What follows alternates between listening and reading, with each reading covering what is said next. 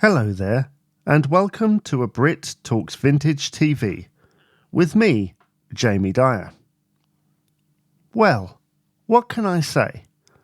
It has been quite a while since I sat in front of this microphone and recorded this podcast. It has to have been a whole year or more, as I have moved house since then. It is amazing what a change of location can do for you. The much brighter interior and ample windows provide a much cheery outlook. It makes me feel less reliant on classic comedy to brighten my Wednesday afternoons.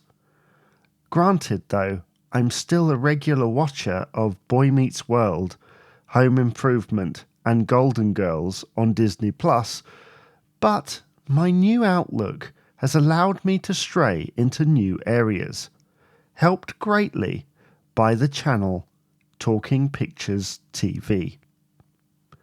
Firstly, I can't be the only one who has fallen in love with Dixon of Dock Green for the first time recently. I didn't grow up in an era where Jack Warner's character was still on the beat, so it has been a nice surprise to find some enjoyment in his adventures. This show was always sold to me as a cosy remnant of the past, but without too much else to go with it. What I found, certainly in the recently broadcast early existing episodes, is that Dixon was much grittier than I was ever led to believe. Just last week saw Andy Crawford shot, leading to a cliffhanger that was to be concluded in the next episode. I say was because, sadly, the second part doesn't exist anymore. I've seen people turn to social media to express their disappointment. I must admit I felt the same, but it did prove something. Dixon still had the power to captivate and engage all these years on. Next, on Talking Pictures, witnessing Jack Hargreaves' Out of Town series has been a breath of fresh country air. Jack, I must admit, has been a figure I have admired for some time. Fred Dinenage once told me that Jack could pick up an object and discuss it without a script. Based on what I have seen, he was right. Jack, while the film plays over him, narrates many sections.